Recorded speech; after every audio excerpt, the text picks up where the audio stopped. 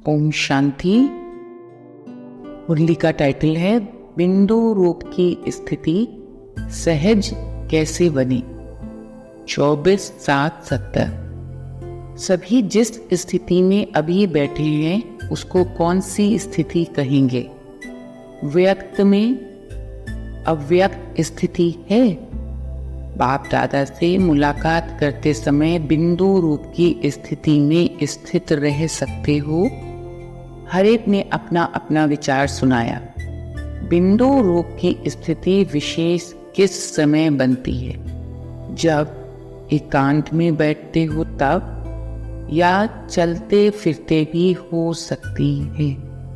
अंतिम पुरुषार्थ याद का ही है, इसलिए याद की स्टेज व अनुभव को भी बुद्धि में स्पष्ट समझना आवश्यक है।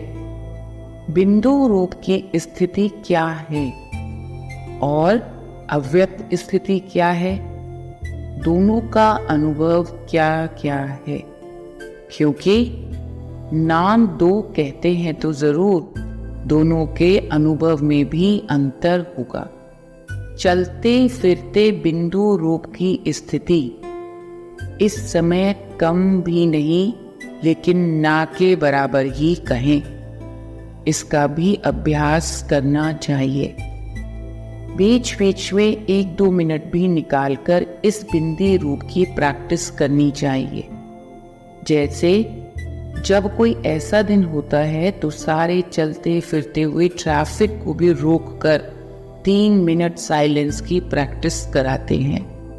सारे चलते हुए कार्य को स्टॉप कर लेते हैं।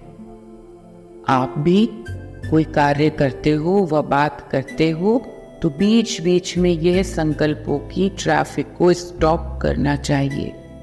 1 मिनट के लिए भी मन के संकल्पों को, चाहे शरीर द्वारा चलते हुए कर्म को बीच में रोक कर भी यह प्रैक्टिस करनी चाहिए। अगर ये प्रैक्टिस नहीं करेंगे तो बिंदु रूप की पावरफुल स्टेज कैसे और कब ला सकेंगे? इसीलिए यह अभ्यास करना आवश्यक है।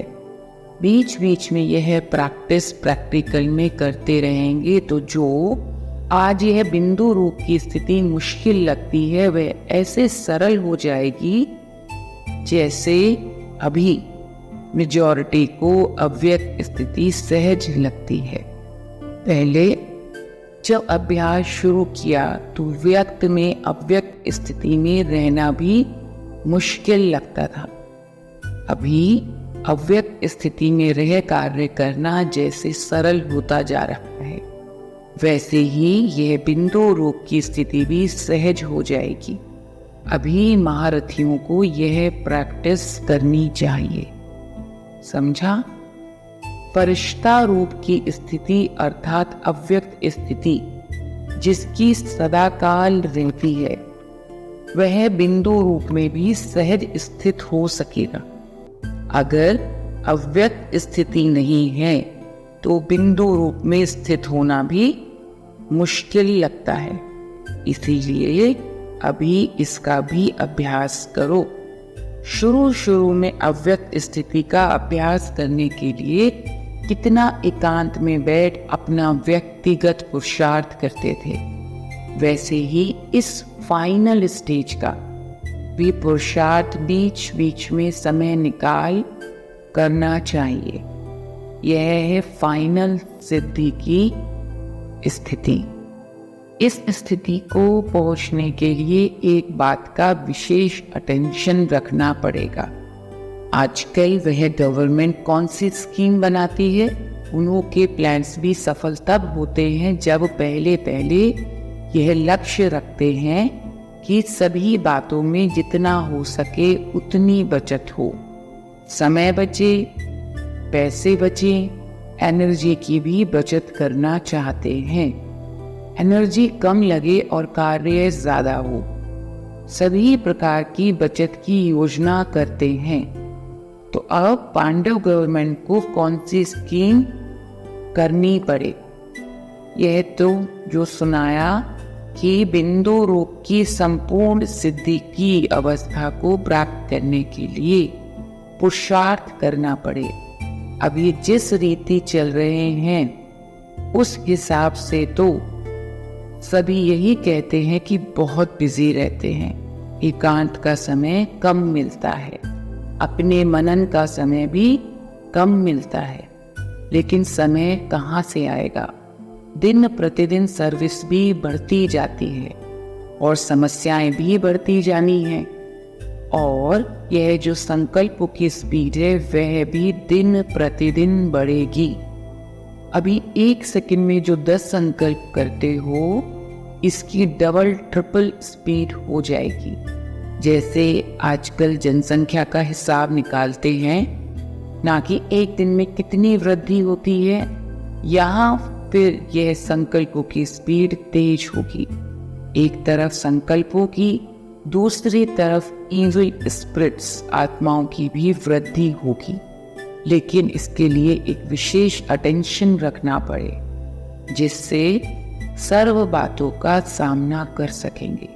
वह यह है कि जो भी बात होती है उसको स्पष्ट समझने के लिए 2 शब्द याद रखना है, एक अंतर और दूसरा मंत्र। जो भी बात होती है उसका अंतर करो कि यह यथार्थ है या अयथार्थ है, बाप दादा के समान है व नहीं, बाप समान है व नहीं। एक तो हर समय अंतर भेंट करके उसका 1 सेकंड में नोट या तो डॉट करना नहीं है तो फिर डॉट देंगे, अगर करना है तो करने लग जाएंगे। तो नोट और डॉट यह भी स्मृति में रखना है। अंतर और मंत्र यह दोनों प्रैक्टिकल में होंगे, दोनों को भूलेंगे नहीं तो कोई समस्या व कोई भी इविल स्पिरिट्स सामना नहीं कर सकेगी। 1 सेकंड में समस्या भस्म हो जाएगी। इविल स्पिरिट्स आपके सामने ठहर नहीं सकती, तो यह पुरुषार्थ करना पड़े। इविल स्पिरिट्स का रूप कौन सा है? उनका स्पष्ट रूप है किन्हीं आत्माओं में प्रवेश होना। लेकिन इविल स्पिरिट का कुछ गुप्त रूप भी होता है। चलते चलते कोई में विशेष कोई ना कोई बुरा संस्कार बिल्कुल प्रभावशाली रूप में देखने में आएगा, जिसका इफेक्ट क्या होगा कि उनका दिमाग अभी अभी एक बात, अभी अभी दूसरी बात, वह भी फोर्स से कहेंगे। उनकी स्थिति भी एक ठिकाने टिकी हुई नहीं होगी। वह अपने को भी परेशान करते हैं और दूसरों को भी परेशान करेंगे। स्पष्ट रूप में जो इविल स्पिरिट आती है उसको परख कर और उससे किनारा करना सहज है, लेकिन आप लोगों के सामने स्पष्ट रूप में कम आएगी, गुप्त रूप में बहुत आएगी, जिसको आप लोग साधारण शब्दों में कहते हो कि पता नहीं उनका दिमाग कुछ पागल सा लगता है। लेकिन उस समय इसमें यह इविल अर्थात बुरे संस्कारों का फोर्स इतना होता है जो वह इविल स्पिरिट के समान ही होती है। जैसे वह बहुत तंग करते हैं वैसे यह भी बहुत तंग करते हैं। यह बहुत होने वाला है, इसलिए सुनाया कि अभी समय की बचत, संकल्पों की बचत, अपनी शक्ति की बचत, यह योजना बनाकर बीच बीच में उस बिंदु रूप की स्थिति को बढ़ाओ। जितना बिंदु रूप की स्थिति में होगी उतना कोई भी इविल स्पिरिट व इविल संस्कार का फोर्स आप लोगों पर वार नहीं करेगा और आप लोगों का शक्ति रूप ही उन्हों को मुक्त करेगा। यह भी सर्विस करनी है, इविल स्पिरिट को भी मुक्त करना है, क्योंकि अभी अंत के समय का भी अंत है। तो इविल स्पिरिट व इविल संस्कारों को भी अति में जाकर फिर उन्हों का अंत होगा। किचड़ा सारा बाहर निकलकर भस्म हो जाएगा। इसीलिए उन्हों का सामना करने के लिए अगर अपनी समस्याओं से ही मुक्त नहीं होंगे तो इन समस्याओं से कैसे सामना करेंगे। इसीलिए कहते हैं बचत की स्कीम बनाओ और प्रैक्टिकल में लाओ, तब अपना और सर्व आत्माओं का बचाव कर सकेंगे। सिर्फ भाषण करने व समझाने की सर्विस नहीं, अब तो सर्विस का रूप भी बड़ा सूक्ष्म होता जाएगा। इसीलिए अपनी सूक्ष्म स्वरूप की स्थिति भी बढ़ाओ। यह भी प्रत्यक्ष होकर फिर प्रायालोप होना है।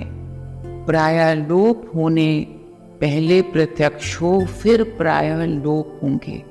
सर्विस इतनी बढ़नी है जो एक एक को 10 का कार्य करना पड़ेगा। शक्तियों की भुजाएं कितनी दिखाते हैं। भुजाओं का अर्थ है इतनी सर्विस में मददगार बनना। पांडव समझते हैं कि यह तो शक्तियों की ही भुजाएं हैं। पांडवों को फिर क्या दिखाया है मालूम है? लंबा दिखाया है। तो यह भी पांडवों की इतना ज्यादा मददगार बनने की निशानी है। लंबा शरीर नहीं, लेकिन बुद्धि लंबी है। इन्हों को आगे दौड़ना गोया शक्तियों को आगे दौड़ना है। शक्तियों को आगे रखना, यही इन्हों की दौड़ की निशानी है। ओम शांति।